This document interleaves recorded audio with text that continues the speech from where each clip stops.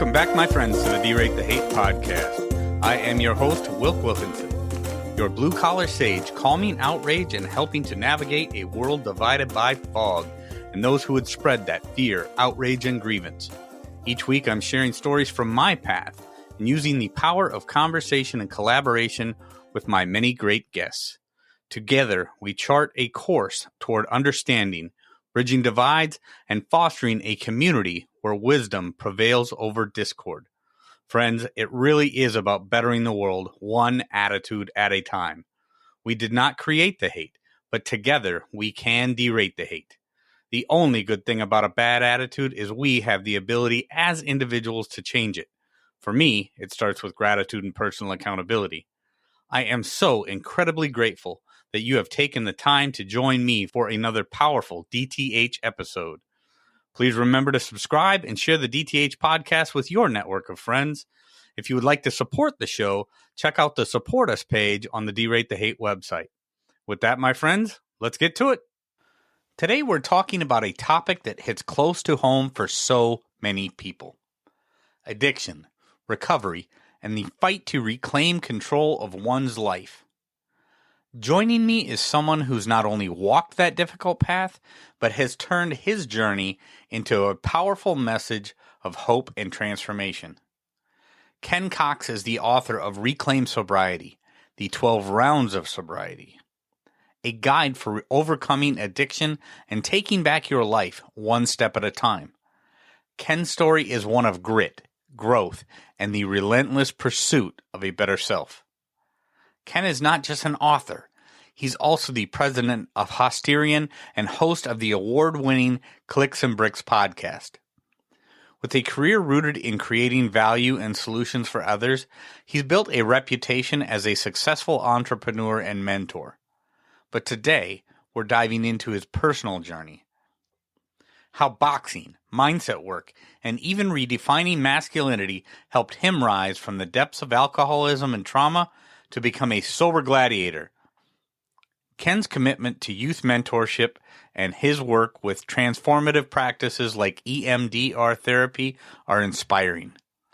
He's not just helping others find their way out of addiction, he's showing them how to reclaim their identity, build resilience, and create a life that they can be proud of. So get ready, my friends, for an incredibly impactful conversation about mindset, masculinity, recovery, and the power of personal growth. Let's dive in and welcome Ken Cox to the Derate the Hate podcast. Here we go. Hey friends, it's Wilk. And before we get into this week's incredible episode, I would like to tell you about another podcast that you might like from our friends at Braver Angels. A Braver Way with Monica Guzman is a podcast that's about politics, but it's so completely different from any politics show that you've heard. Each episode leaves you with a better understanding of your fellow Americans, even ones who, when you hear about them on the news, totally confound you. Their goal for the current season, which I absolutely love, is to help you face this election year without losing heart. You can find it at braverangels.org/abraverway or by searching A Braver Way wherever you get your podcasts. Friends, I absolutely love this show, and I hope you'll give it a listen. And with that, let's get to this week's episode. Here we go. Ken Cox, thank you for joining me on the Derate the Hate podcast, man. It's good to see you today. Thank you. Thank you for having me, Wilk. I appreciate it. Oh, I appreciate you being here, Ken. So when you reached out, and I saw, I saw that you've written this book called Reclaim Sobriety, the 12 Rounds of My Sobriety. Obviously, a play on the fact that you've done some boxing in your past, and it's a fight that so many people have fought before. But then, what really stood out to me, Ken, is the statement that you said in your pitch, and that was, "My book is not just about overcoming addiction; it's about reclaiming control over one's life, one's mindset, and attitude. It's about rejecting the victim mentality and embracing the power we all have to change our circumstances and better our world." Now, obviously, that is a big pitch to me in what I do. I talk a lot about mindset. I talk a lot about bettering our mindset as an individual, not being a victim, and bettering the world around us by doing so. So Ken, why don't you start off by telling the DTH listeners, what does that mean to you? What does it mean to reclaim the power or reclaim the control over one's life? It's pretty wild, and it's funny every time I hear somebody read back something that I wrote. I'm like, man, that sounds just like me. So I appreciate you bringing that all back. Like it flushes back to memory pretty quickly. So just a little backstory on me and how I got to where I was. I was a really high functioning alcoholic. Introduced to alcohol, drugs, and sex, and all those things at a really wildly young age. So this concept of AA, which my first AA court ordered was, I was 13, the first time I went through AA. Wow. And it was just kind of blowing off, right? It was like, yeah, I'm an addict, blah, blah, blah. That's just what I am. That's what the community that I grew up in, right?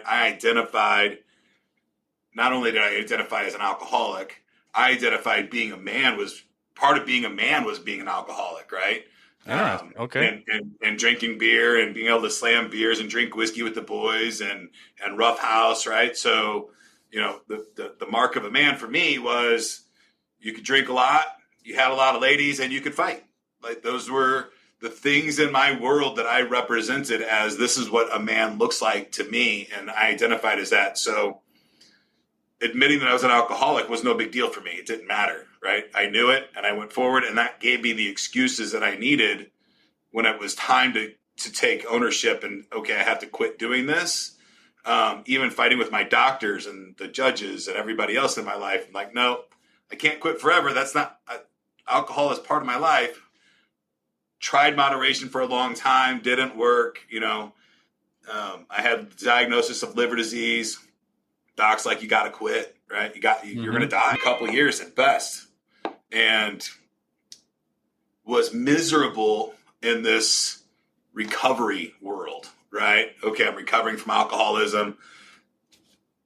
The few days of medical risk or risk of dying is a big problem, right? And I had to go through that relapse 3 times in my life. And that's big, but you get through that pretty quickly, right? It's a couple days in the hospital maybe, and they give you the other medicines and the IVs and shit to get you through. But then you quit and you're days, weeks, months in your life, and I was just miserable. I could not handle every single day of my life, driving past the liquor store, driving past the gas station, having, panic attacks at the grocery store every time I'd see liquor and could not have it, right? And it was this constant, I was pissed at the world, right? I was just mad, like, you're asking me to not just break up with my best friend, but to murder them and say, you're never going to be in my life again. And that's what alcohol was for me. Wow. And all right, until I got to the point to where I had to literally change my entire, how I saw what a man was, who I saw myself as, completely reinvent myself. And I did that. Boxing was a huge part of that. Sure. In my life. And once I did that and I stopped identifying as an alcoholic and I started identifying as what we call in the book a sober gladiator, everything started changing. The triggers seemed to melt away, right? Whereas before those, triggers of an argument with an employee or an argument with my wife would be a trigger that would send me into oblivion. Stopped happening, and the triggers of just the panic attacks of being around a place where I would normally be drinking, which for me was everywhere, right? Right. Would just started going away, and it took a long time to do that, and it was a pretty big challenge. And then when I realized it, like, I went to I had bought 2 beers that day. And I took 1 drink, and I'm like, this is just not me anymore. This is not who I am. And from that moment on, there's not been even the thought of a relapse or drinking at all. Like occasionally I'll be like, oh man, a beer would be good, but oh no, I don't drink. That's silly, right? Oh, that kind wow. of thing. Okay. So I want to dive a little bit deeper into something, Ken, because I think, I think that concept of how you saw what being a man was, somehow the alcohol, or whatever your drink of choice was, or maybe just being drunk, just the idea of drinking was so deeply ingrained in your definition of a man. Where did that come from? How did that come? I mean, and now I know a lot of people, whether it be because their dad always drank, or because because all their friends, their mentors, their the people that they looked up to in school or whatever were drinking, and that becomes just this defining thing of what this person is. But what I guess what I find interesting, and I want to unpack a little bit about that, is, was there any other defining characteristics? Because I mean, and the reason that I ask, Ken, is because for me, my past, I can already tell, is very similar to what yours is. And people who have listened to this podcast know I used to do a lot of fighting. I did boxing. I like drinking beer. In fact, I mean, I still love drinking beer. I drink beer on a pretty regular occasion. Very seldom do I get completely tuned up anymore, but it's something that I do. But when I think about the defining characteristics of what I saw as a man and a strong man growing up, that was not the part that I was looking to emulate.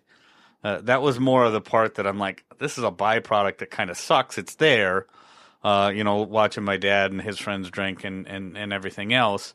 It's there, but you kind of saw it a different way. So, and I had to explain that to get to my question is how was that the defining characteristic of a man that you came to believe, and then obviously and eventually had to fight so hard to get beyond?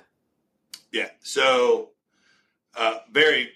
probably very long and drawn out, but right out of the gate, I was born Kenny Schneider. I didn't become Kenny Cox until 1983. I was 13 years old, right before AA. So I was born without a father.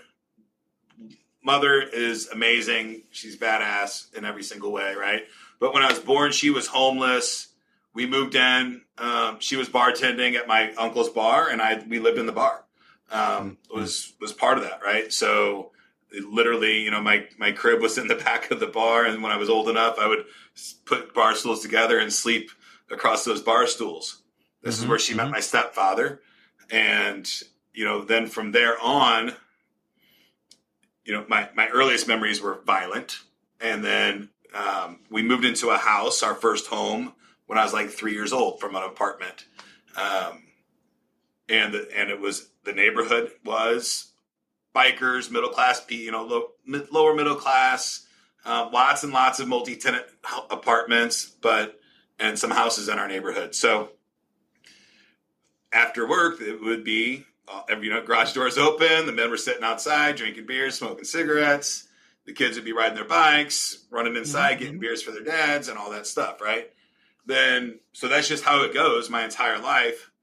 As I get older, even like I can remember being 10, 12 years old, going to, parties in the woods. And it was, I would get a lot of notoriety because I could chug a beer, right? Faster than anybody else. And it would be like this gigantic reward, right? Because I had this ability to drink large amounts of alcohol, so even at a very young age. And that is intoxicating to somebody that young, right? Yeah. That now they're in the cool crowd with the older kids and all that stuff, right?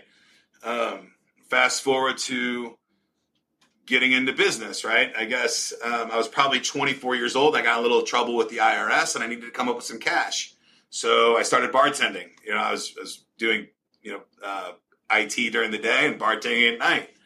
And the rewards for a young single man that's a bartender are outstanding. And then, especially when you're dealing with business and you can take the happy hours to after hours and close more business, it was everything in my life. I was rewarded for my ability to drink. Interesting. Okay. Until I wasn't rewarded, right? And I wasn't being rewarded in massive ways. My family was falling apart. My businesses were not running nearly as well as they could be, even though I could close these pretty crazy deals. I could have ran them much better than I was. And I've had my fair share of nights in jail, and a body of significant damage to my own body throughout the years as well. So sure. All those things coupled together is, and then I would argue that consciously you might not see that as being a man, but when you grow up in that kind of environment, at least subconsciously, I think some of that, the picture of a man is, sitting around a campfire drinking a beer, or sitting on the front porch drinking a beer after work on a hot summer day. Oh, no doubt. And I can very much relate to what you're saying, Ken. There's so much of again, there's so much of what's in your story that is in my story too. There's an awful lot of it there. Like I said, I think the mindset part of it is or maybe the perception part of it is where things were different. But the activities, the playbill played out in a lot of similar ways, I guess, in your story, in mine. Right. So thanks for clarifying that, and thanks for the vulnerability in talking about it, because that's something that a lot of people are afraid to talk about. They're afraid to share that part of your past with the world. But like a lot of people that come to that realization at some point in their life that, okay, I have to face my past before I can get beyond my past. Yes. In order for me to better my life and the life that I and pursue the life that I want to live, I have to truly account for the life that I have lived.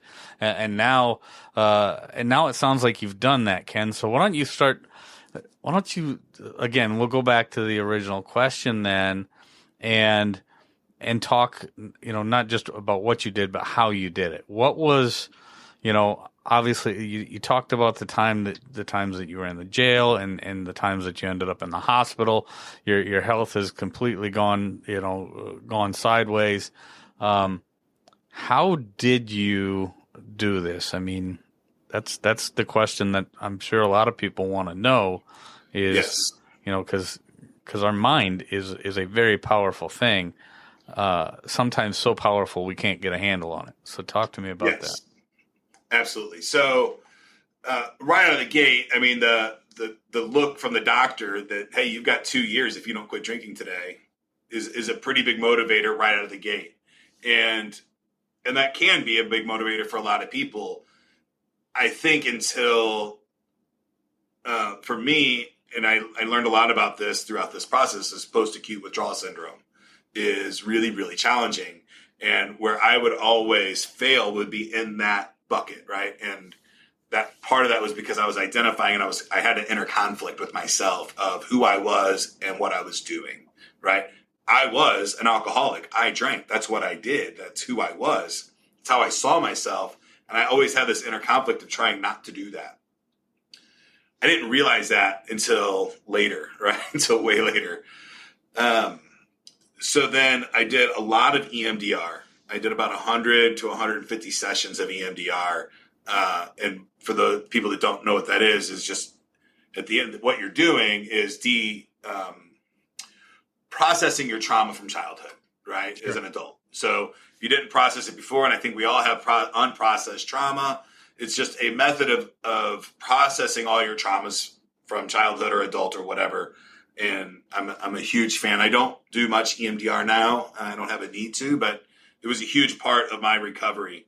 That got me to the point where I could sit with my emotions, be with my emotions, understood the things. I wasn't constantly having panic attacks whenever something wouldn't go right. But then I started, I'll backtrack a little bit. When I got my diagnosis of liver disease, one of the things that I did was I found a boxing gym to start working out at. Okay. this will give you a little tidbit of how control freak I am. It became obvious to me that the gym was not running well after about 4 or 5 months in the gym. And I knew that if I didn't have the gym, if I didn't have that specific gym and that specific sport, that I was going to die. I was convinced of it. So I bought the gym. You bought the gym. I bought the gym because I knew, I'm like, it has to be here or I'm going to die, right? This is the mindset that I was in after, this first 6 months. But I was on, the doctor had me on a pretty high dosage of Xanax at the time, right? I had to go through withdrawal there too. Fast forward a few years later, right? Still struggling, not happy, just kind of miserable. After COVID, lots of relapses during COVID for lots and lots of people. Things got worse again, and we were rebranding our gym to the current brand. And what I really wanted to do is create an environment for men like me to box. That's what I wanted, right? Okay. Horrible business model. Adult men, they don't have it in them. Some do, but bad business model. But the whole time I'm rebranding, I'm building this new gym, I've got these kids knocking on my door.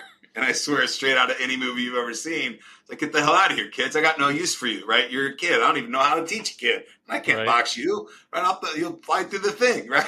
Right. So, and then understanding that I've got a bad business model, but I wasn't doing it for the money. I was literally doing it so that I had a place to be that I could be, and I could practice a sport and grow and learn and all that stuff.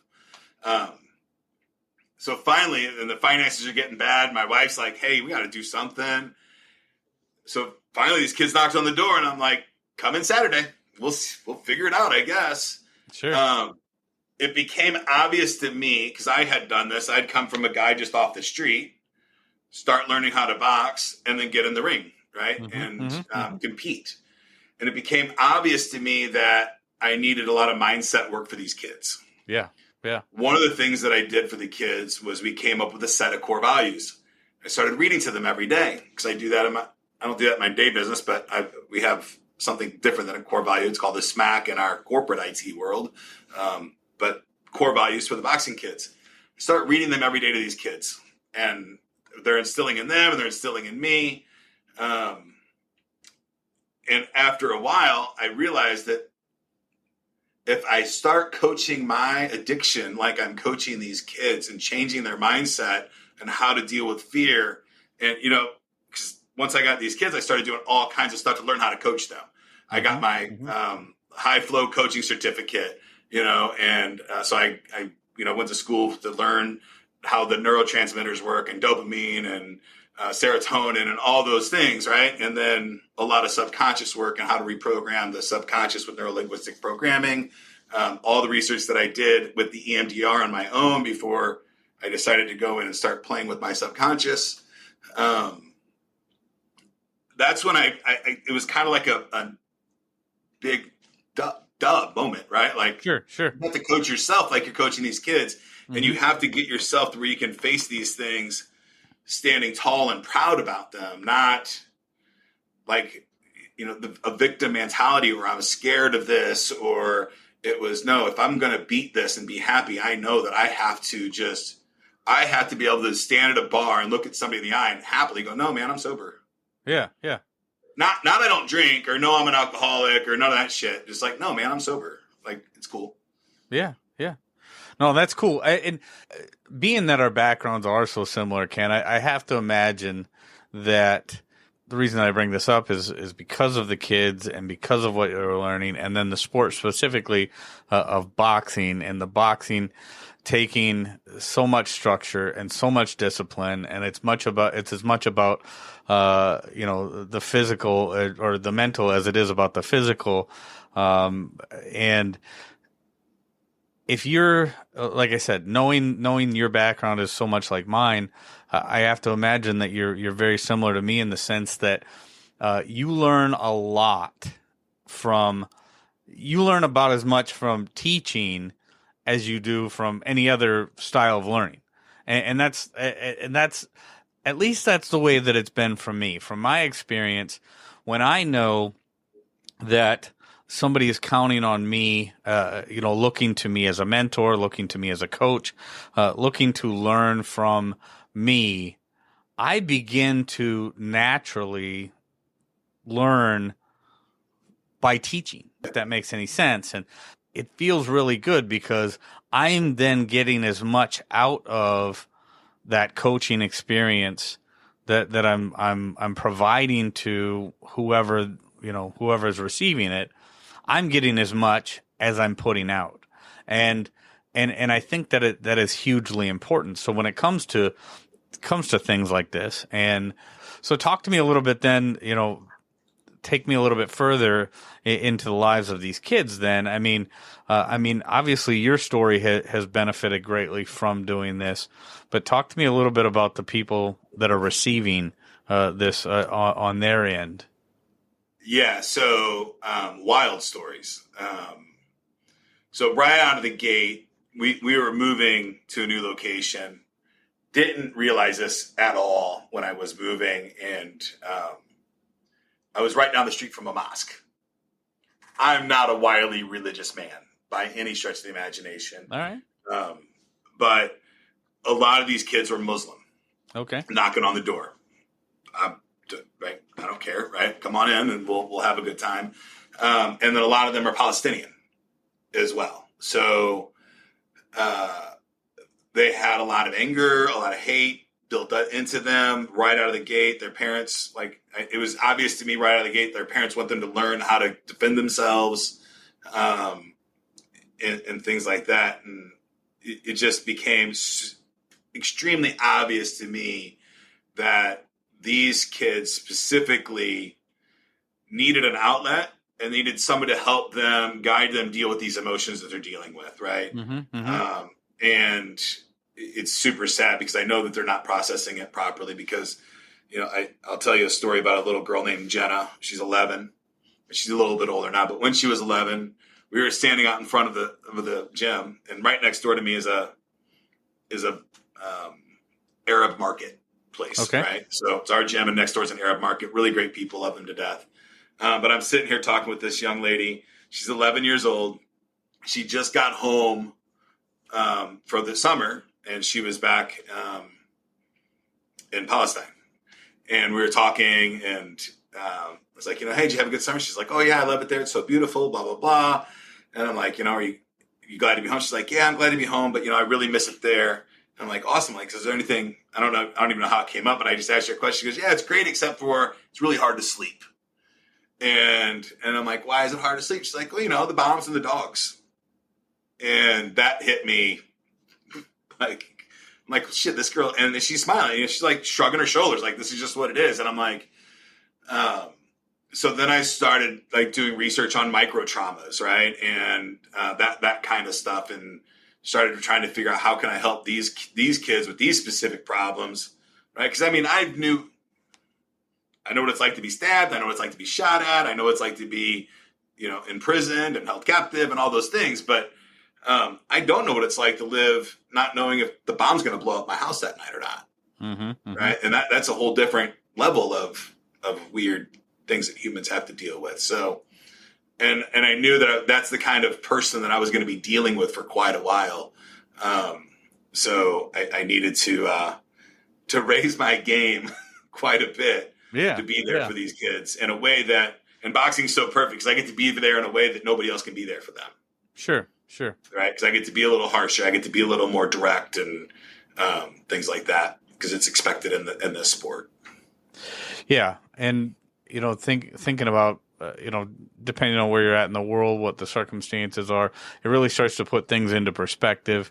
It's like, okay, well, for me, when I have those conversations with people and I'm like, wow, how, whether it be a youngster like that is so young and is seeing, some of the most horrific things that this world has to offer, or somebody who's experienced some other kind of terrible trauma in their life. It starts to put things into perspective, and that takes me to, one of the big things for me, Ken, in doing why I do what I do, and just the idea that our default position in most positions or in most situations need to be just to be kind, right? I mean, you mentioned words like hate and things like that earlier. Obviously, this is the Derate the Hate podcast. It's about turning down the toxicity, being able to process so many things in this world that are outside of our control, how we do these things. And when you're dealing with somebody like that, and this isn't me necessarily preaching to you, but just obviously talking to the Derate the Hate listeners, is these things, when you really start to process them and put them into perspective, it comes back to that whole thing about you don't know what somebody else is going through. You don't know what somebody else has been through. There was somebody else I listened to back in the day. They always used to say, you don't know whether somebody is heading into a storm, coming out of a storm, or currently in the midst of a storm.